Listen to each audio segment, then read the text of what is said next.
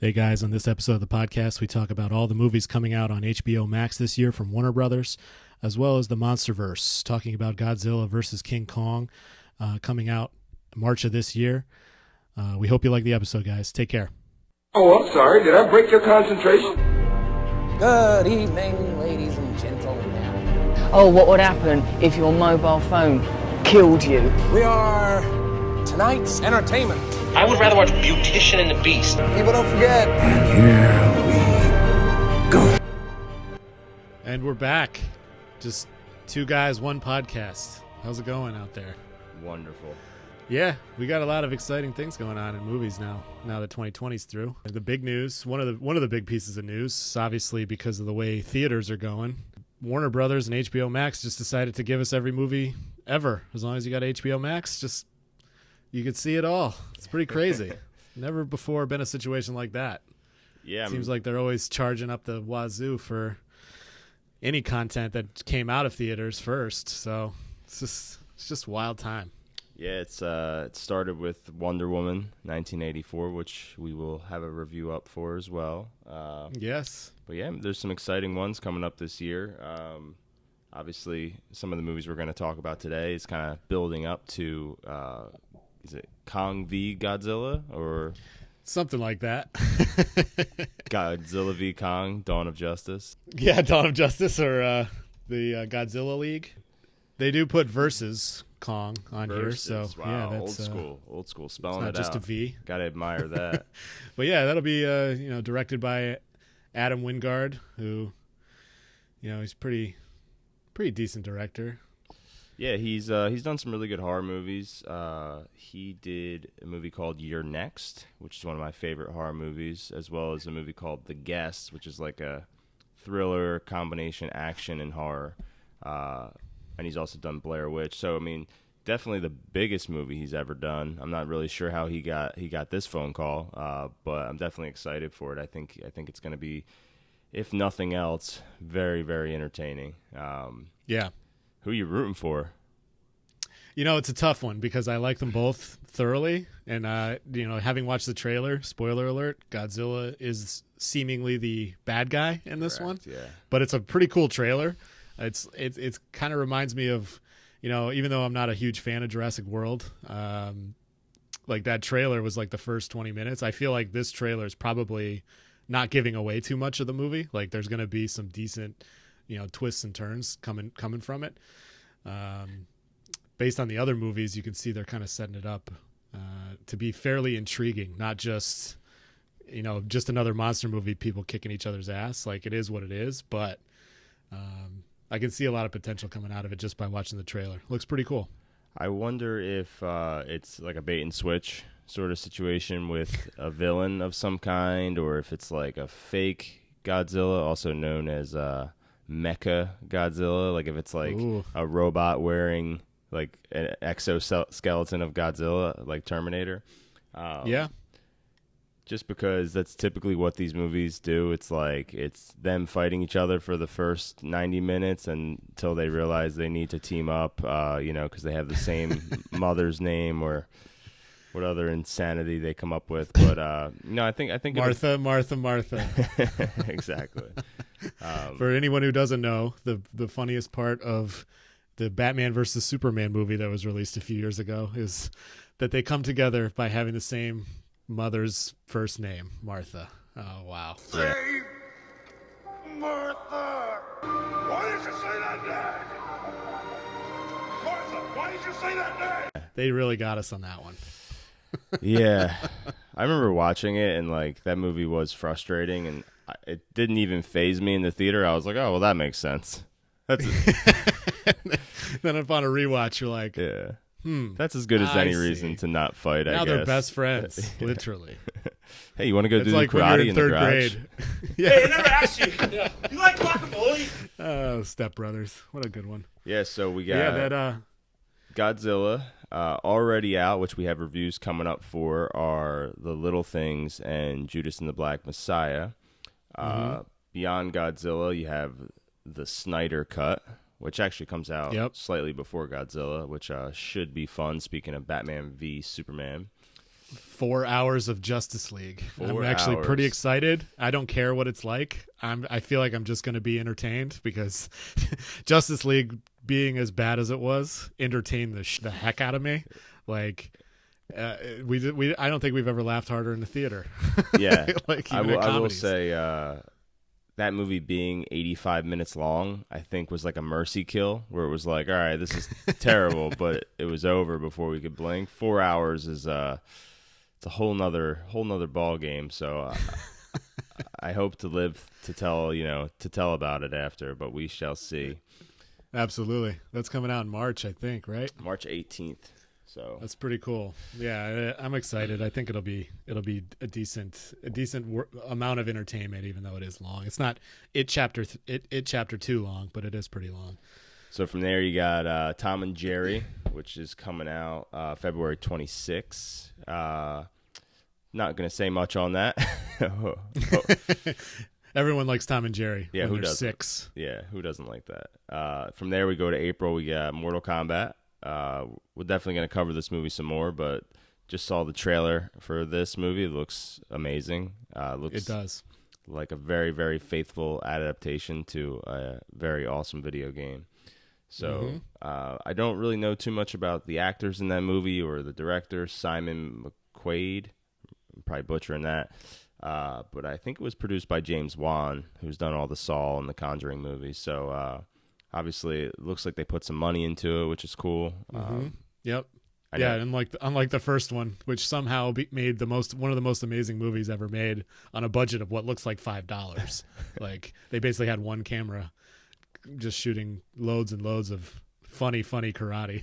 Yeah, it's such a weird movie because you watch it now and it still kind of holds up. Like there's parts that are terrible that were probably terrible in 1995, but Who doesn't get pumped up when you hear that song? that song, man, it's a staple in my life, that's for sure. From What else there, we got coming out? we go to June, so that was in April, so it looks like they don't really have much coming out in May. The Conjuring 3, The Devil Made Me Do It, which is the first one not to be directed by James Wan. I know you're not really a big Conjuring guy. I think it'll be good. The other two ones were really good. It's based off a true story about the only ever time someone used in a courtroom possession as a way to get off of a murder. So it should be really cool. Pretty cool plot. Interesting. From there, we have Space Jam coming out in July. So July 16th for Space Jam. This one, LeBron. yeah, LeBron. Don Cheadle's in it. Anthony Davis. A couple other basketball players are in it. It looks like it's going to Is be. is Sean Bradley in it? Because he was great in the first one. I'll say this, man. If they don't get Bill Murray and Michael Jordan to just cameo in it, it's At a least- huge at missed least a opportunity. For sure. That'd be really cool. So one thing with Space Jam, I believe they're doing some sort of like Warner Brothers universe where, they're gonna have characters from like Batman, Joker, It Chapter 2, pretty much. Kind of like a Ready Player One type of I think, situation. which is from Warner Brothers as well. So I think that's really, if they do that, that'll, if nothing else, make the movie very, very like, oh hey, like I saw this, I saw Pennywise talking to the Joker, which is something I never knew I needed. If Pennywise dunked on LeBron, I would literally be very happy. Well, he is tall and he can grow from what I've He seen. can grow, and he can get those balloons out, and he can float around. Give him a balloon. Do you want a balloon too, Georgie? And if LeBron beats him, we'll probably turn into a baby and pop. Oh, me, small. I am the eater of worlds. Not to us, you're not. You're just a clown. Worst ending ever.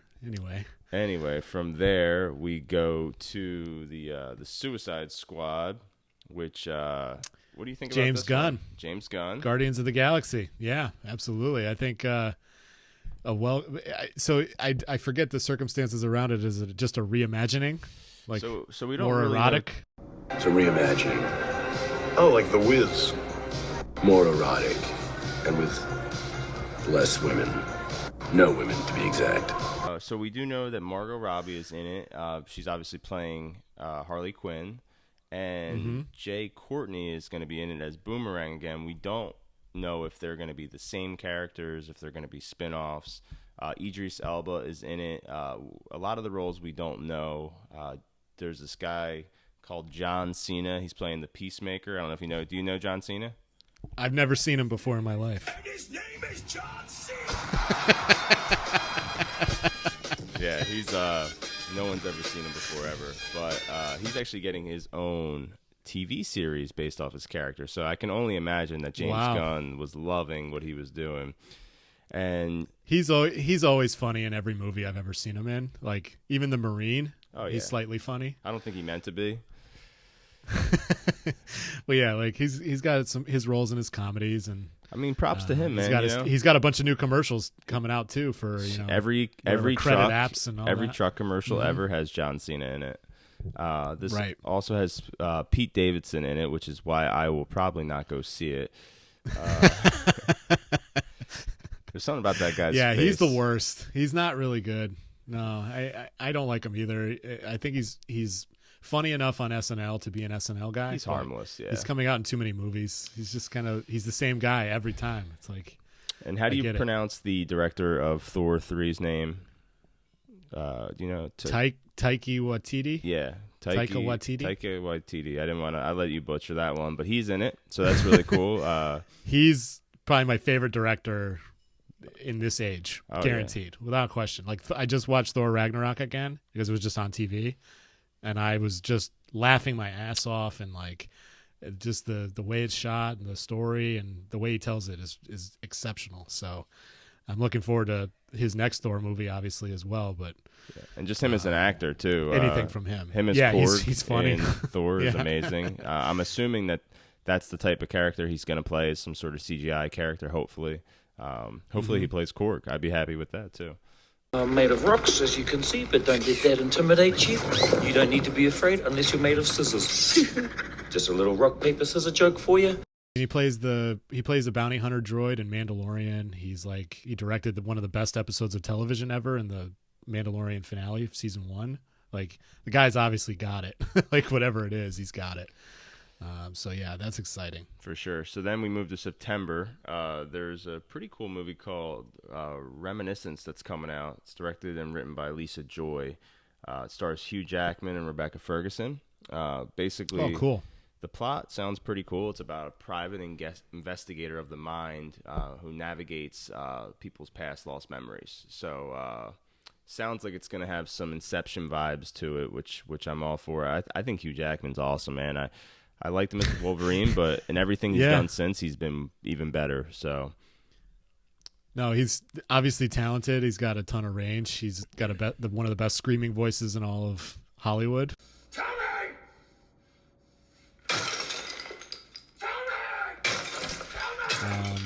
So yeah, pretty much anything he's in, he's usually pretty good. Where's my daughter? What, you don't like him when he's Wolverine hulking out, just Yeah. yelling and yelling and yelling? Or if he's in Prisoners, he just wants his kid back. I'll take Christian Bale any day of the week as the top screamer in Hollywood. But Oh yeah, it's like, what if we had a little soundbite of that? That'd be nice.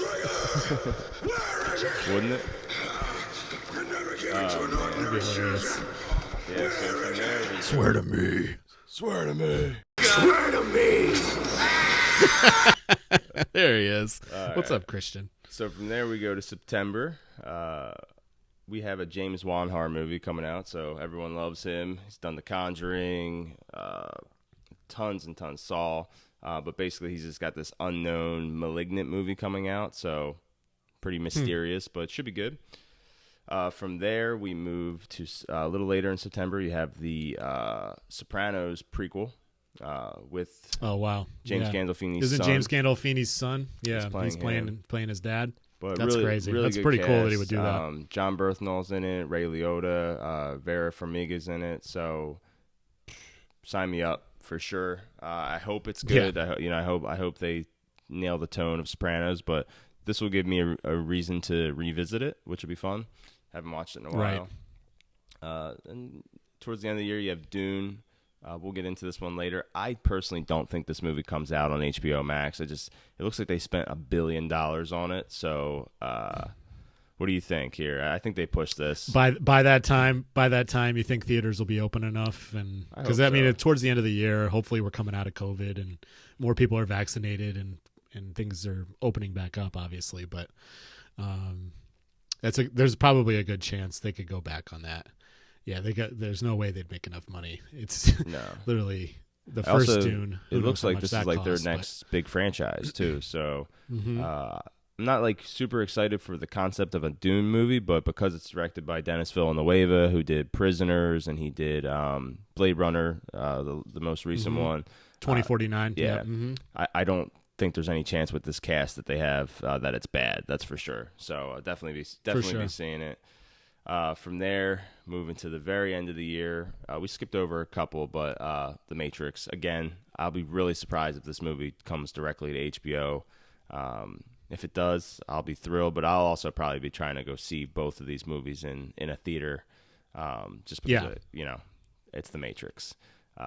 There's no other better way to experience the Matrix than opening day. Like, I saw all 3 of the previous Matrix movies the day it came out, just because of morbid curiosity, even though the second wasn't as good as the first, obviously, but. Second one's grown on me a lot. Definitely. Third one, definitely not a fan. For sure. But yeah, I just have a feeling Keanu is just on fire right now. What are you trying to tell me? That I can dodge bullets? It's been long enough where you have like that nostalgia vibe to it. I don't know if it'll be as good as the first one, but I suspect that it'll be good enough to warrant it being made is all I really hope for at this point. But that kind of closes out the year. Which, I mean, that's some haymakers right there from Warner Brothers. For sure. It's an incredible amount of news, like that they would even do that in the first place, number one, but also that the movies are blockbusters from well-known either books or previous movies or franchises that we've been looking for, any more information on what's happened to the characters. It's just like always something you're curious about. If a movie franchise ends, you want to know like where they're at, and the fact that they are bringing them back is pretty freaking cool. So absolutely, a lot of stuff to look forward to this year, for sure. And and now in the light of Kong versus Godzilla coming out pretty soon, we did venture off and rewatch all the other monster movies from this same franchise as well. Godzilla. Starting in 2014 with Godzilla. How many remakes has Godzilla had? It's got to be close to 100, I would guess. Oh, there he is. Yeah. I actually really enjoyed the movie. I normally look at a movie like this and I'm like, okay, Hollywood's just grabbing for some cash. They understand people like monsters and whatever. So I typically don't go and see a movie like this in the theaters. But watching it again, the cast, like even a smaller role, like Bryan Cranston from Breaking Bad, being only in a small part of the movie, spoiler alert, he just kills it. It's like unforgettable that type of a performance from someone like him. Yeah. I mean, so this movie was directed by Gareth Edwards. He did Rogue One. I know that. He also did a movie. I actually saw this independent movie he did called Monsters. That's actually pretty good. Very low budget. Doesn't really show too much. Kind of similar approach to this one. So, I think a lot of people's gripes with this movie would be that Godzilla is not on the screen for very long. I mean, this is a 2-hour movie. I think he shows up an hour into it, right? Yeah. But just general thoughts on it. Like, I think it's a very entertaining movie. I think it's very well done. It's a very dark movie. Like, not in dark in the sense of, like, The Dark Knight, but it's very hard to see. Like, a lot of the shots are... Yeah.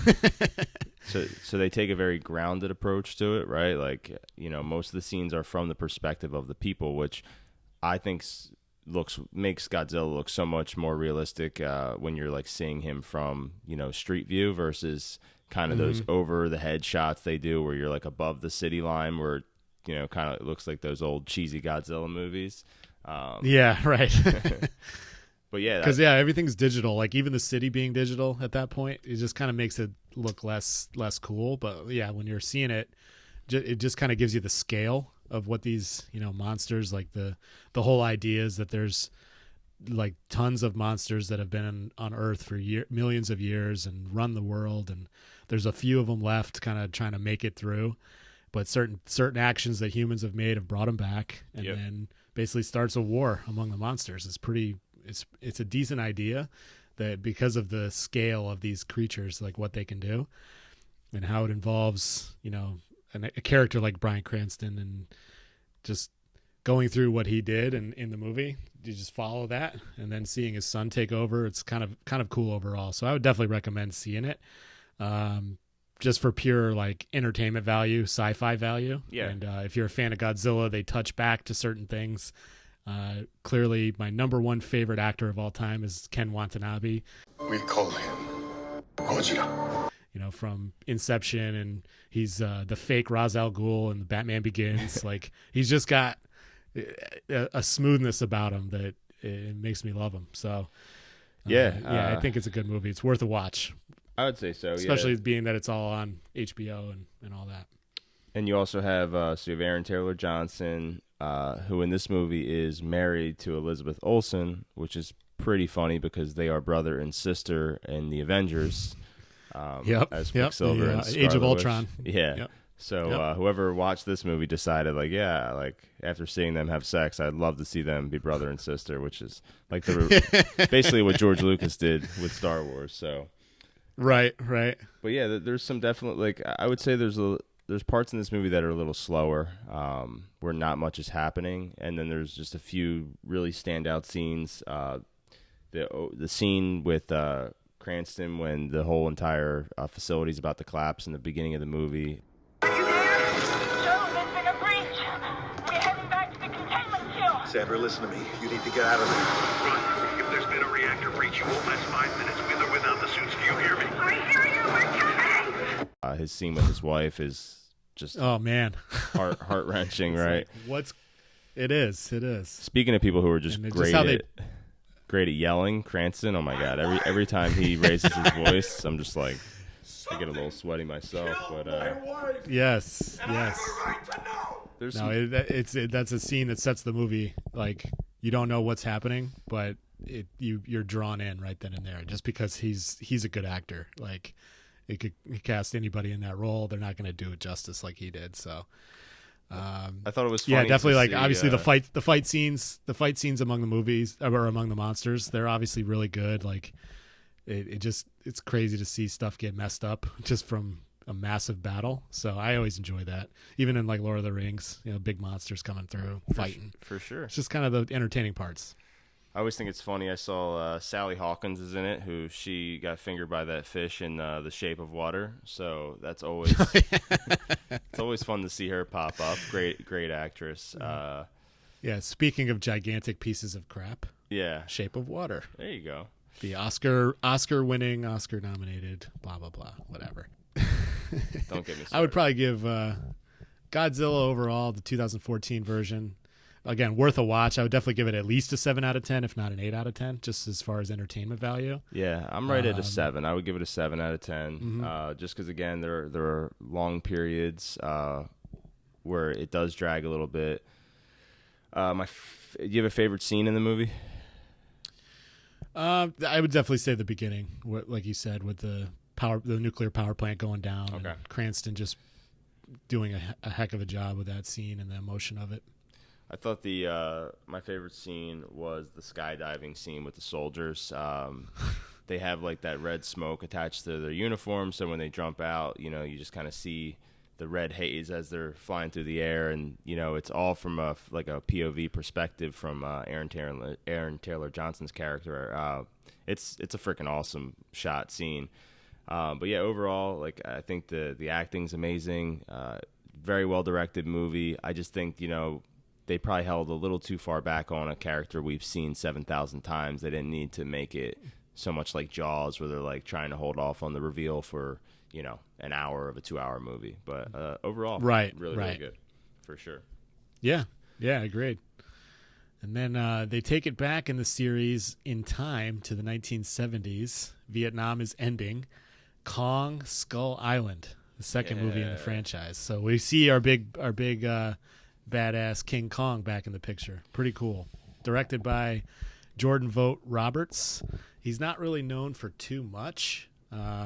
He got his licks as some other in other roles on the production team. He's done a lot of like Funny or Die type stuff. So into the comedy stuff, Walking Dead a little bit. But yeah, he's this is probably his first big movie as director for sure. It's pretty cool that they keep picking directors. All 4 directors are known for their, more independent films, and each one, it's almost like this is the biggest movie they've ever done. So it's pretty cool. It's almost what Disney was doing with Star Wars until they brought back J.J. Abrams. But right, I digress. I'm Rey. Rey who? Rey Skywalker.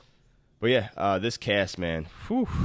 Oh, this is a stellar movie. I loved every minute of it. Again, just the curiosity was piqued by checking out Godzilla again. But yeah, it's got Tom Hiddleston, who plays Loki in all the Avengers movies. Samuel L. Jackson, too many to name. Brie Larson, who, Room, Captain Marvel. Oscar winner. And the star of the show is, without question, John C. Reilly. Yep. He is a killer in this movie. Yeah, he was by far my favorite part of the movie. His, kind of story arc, from the beginning to the end. Didn't even know he was going to be in it when I saw it, or like maybe I thought he had like a minor part. I didn't know that I wouldn't say he's the main character, but I would say his story is, kind of the whole story throughout, at least the glue that keeps the movie together for sure. I'm the magic man now. Yeah, I know. Okay? So get ready for some tricks up these sleeves, all right? But he's pretty much the only character I really cared about. The other characters were cool. They do spend time. So that's the thing I do like about this movie is the first 30 minutes are pretty much all character scenes, kind of giving everyone their little moment to shine before getting into the action, which I think helps it out a lot for sure. John Goodman in this movie, incredible as well. Yeah. But even some of the... just looking back at the cast, it's just crazy. Like John Ortiz, Corey Hawkins from the NWA movie. Yep. Also, the guy who played Eazy-E is in it. Yes. From that same movie. The kid from Project X, he plays a soldier. It's like really kind of cool, like picking from a bunch of different movies, and they went really well together. You can see they kind of had teamwork. But yeah, like it's not even close. John C. Reilly starts the movie as his younger self, ends the movie as himself. Spoiler alert, he makes it. But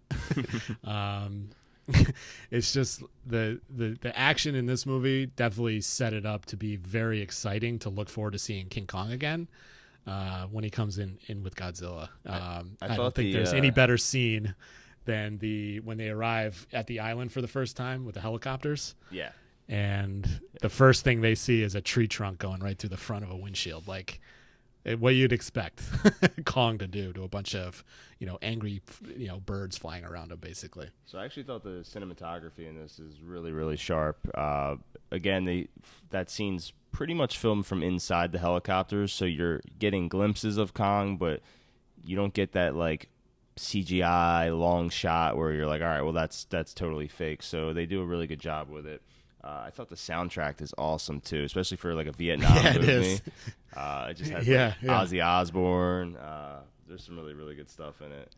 But overall, I mean, I think this movie is really, really good. Especially the first half, a little better than the second half. Once it gets into the Kong versus CGI creatures, it becomes like a lot of other movies. Not bad by any means. Still entertaining. Doesn't overstay its welcome. I do think that if there's one thing that lacks in the movie is the villain, the creature anyway. Just very generic, what did I forget they call it, like the death skull creature or whatever it is. But I call them skull crawlers. Why? Because it sounds neat. Okay. Look, I just made that name up. I'm trying to scare you. I'm fine calling them that. Are you cool with it? Yeah, that seems like I like the name, so I think you... I've never said that name out loud before. It sounds stupid now that I say. Just, you call them whatever you want. The big lizard things. Nasty. But not like an actual... Yeah, they do a lot better job in the first Godzilla in 2014 of developing that villain monster, and they didn't really do that here. That'd probably be one of the drawbacks.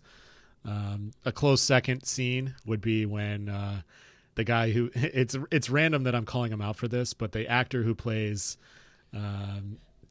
Nucky Thompson's brother in Boardwalk Empire, he when he goes to sacrifice himself to try to kill the evil monster, and the monster just thwaps him to the side and he blows up. Like, I laughed out loud. I thought that was it was like crazy, but like what a good little twist to have on something like that. Yeah, for sure. One of my favorite lines, Samuel L. Jackson, "Hold on to your butts," he says, as they're taking off in the helicopter, which is a throwback to Jurassic Park, which is awesome. Hold on to your butts. Yes. I did catch that as well. Very, very funny. But I think my favorite scene, aside from the helicopter scene, is just the scene where they're all sitting around. John C. Reilly's talking to the younger soldiers, and he's just telling them, like, "Hey, it's just going to be an honor to go die with you today." He's like, "You guys shouldn't have come here." And he just starts laughing at them. And he just seems... he's got that funny... He's just, like, out of his mind. Like, he hasn't talked to anybody in 30 years or whatever, how long it's been. But, like, they're straight-faced, and he's just like, "Yeah, we're all about to go die." We're all gonna die together out here. You're a good group of boys to die with, I'll tell you that much. He should have come here. his comedic timing on that, just like the way he is, he's made good, it perfect. man. Yeah, I couldn't agree more. He's great in everything. Like, just to play something like Dewey Cox in Walk Hard, all the way to something like this, which is technically a serious movie. It's not really a comedy. It's pretty cool to see his range. And he had like a whole career as like a character actor. You know, he did The Aviator, he did Boogie Nights. Like he's done so many smaller roles. It's almost like he could have been, you know, a regular in a Scorsese movie, but he wanted to kind of branch out and lighten it up a little bit with comedy, which like he's hilarious. So I'm glad he did.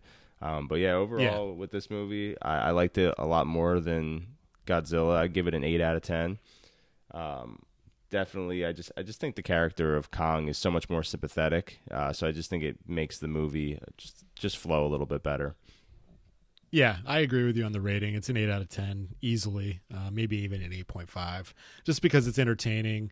It is 2 hours, but you know it seems to go by quick because there is a lot of action, and just the cast, it kind of keeps it going. Like whenever Samuel L's on the screen, it's just like any other time. You're going to listen to him, and you're going to be entertained pretty much by what he says and how he goes crazy in this movie. Is definitely one of his more nuts roles as far as that goes. There's definitely a theme good through movie these overall. through Definitely these, would recommend.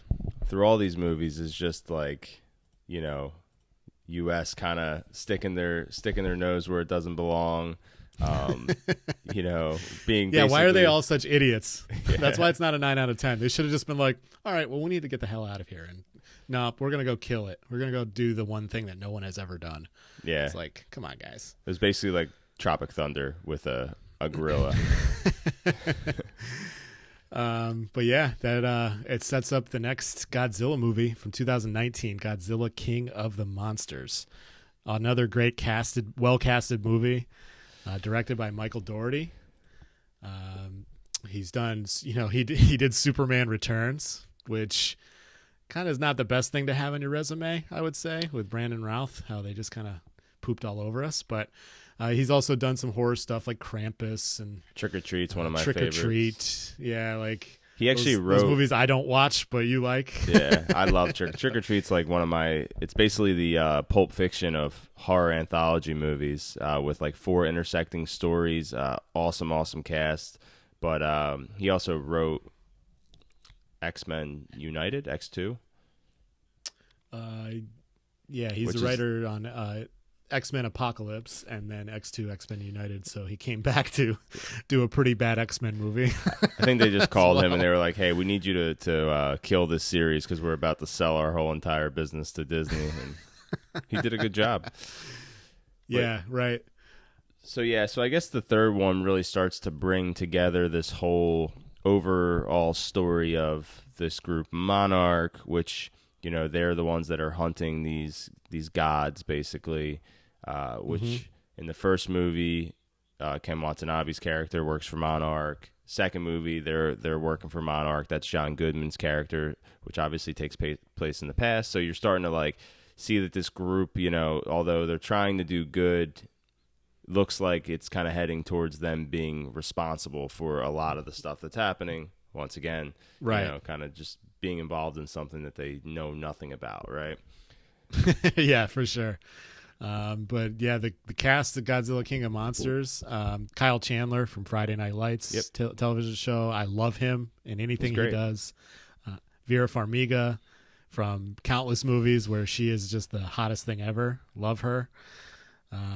Millie Bobby Brown from Stranger Things plays a good role as a kid. And I think something you said to me offline that was pretty accurate about this movie is a little bit more kid friendly, and being that she's in it, it's still dark like Godzilla from 2014, but it's less.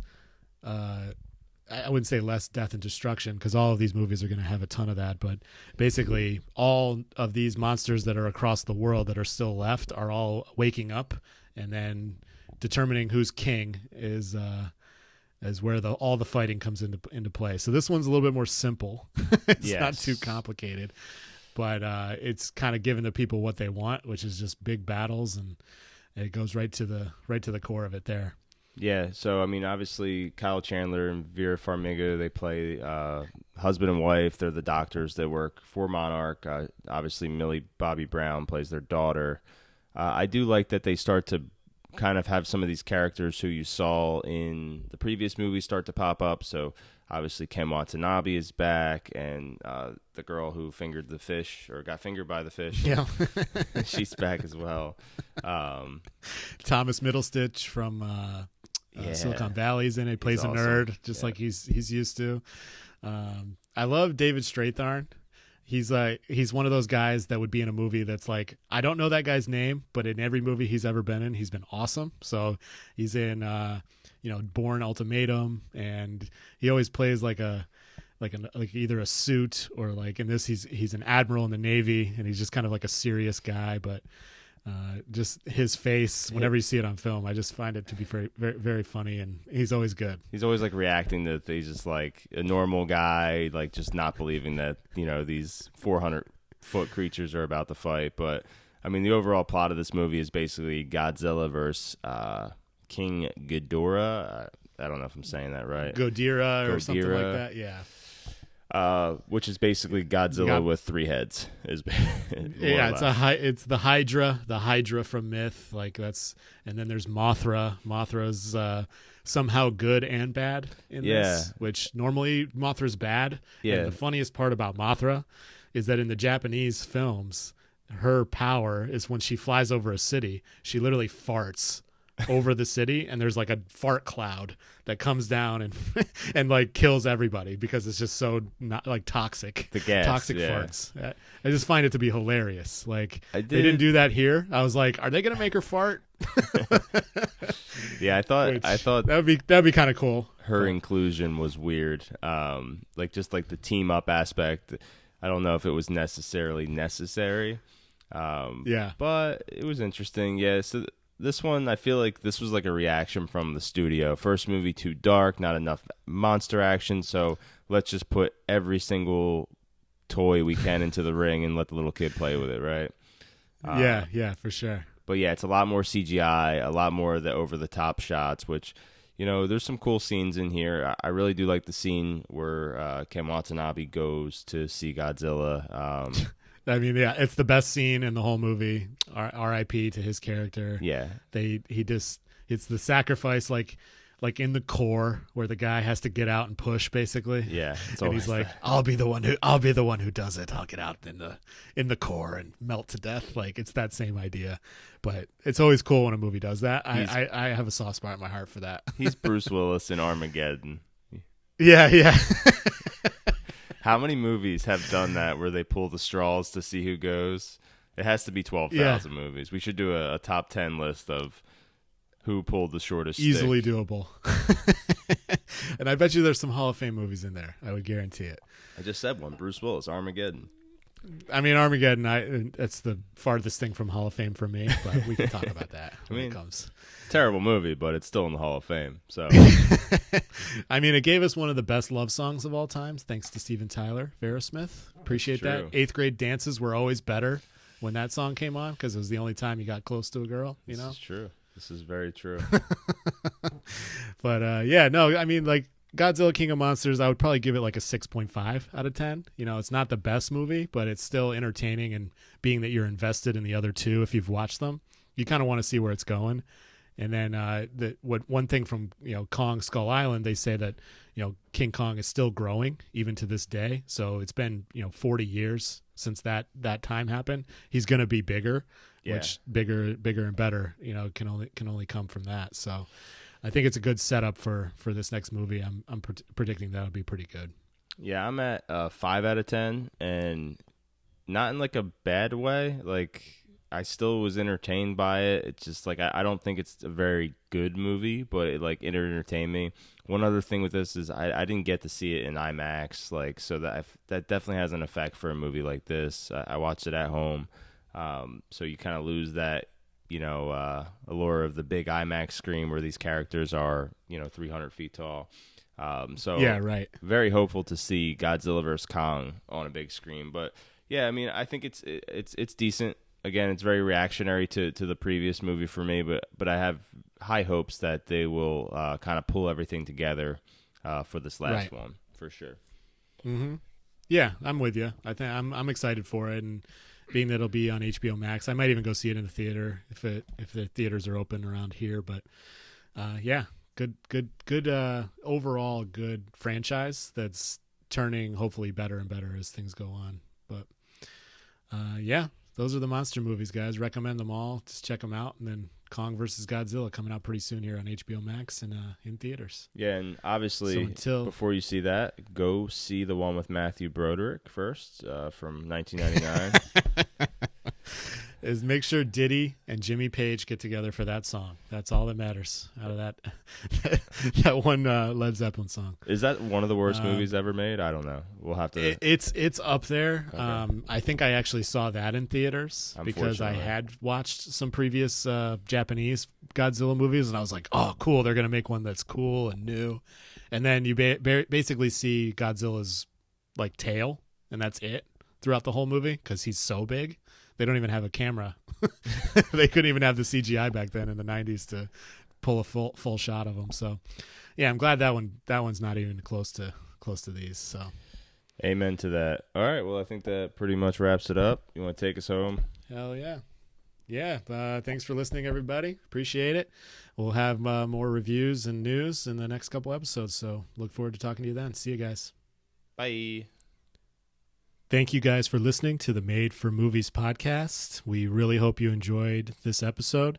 Please feel free to send us your thoughts and opinions on these movies that we've discussed, your rankings, any movies you want to see, any movies you'd like us to review. Please shoot us a note. You can find our info on our website, which is madeformovies.com, our Instagram, which is Made for Movies Podcast. And we really hope you liked it, guys. Have a great day. See ya.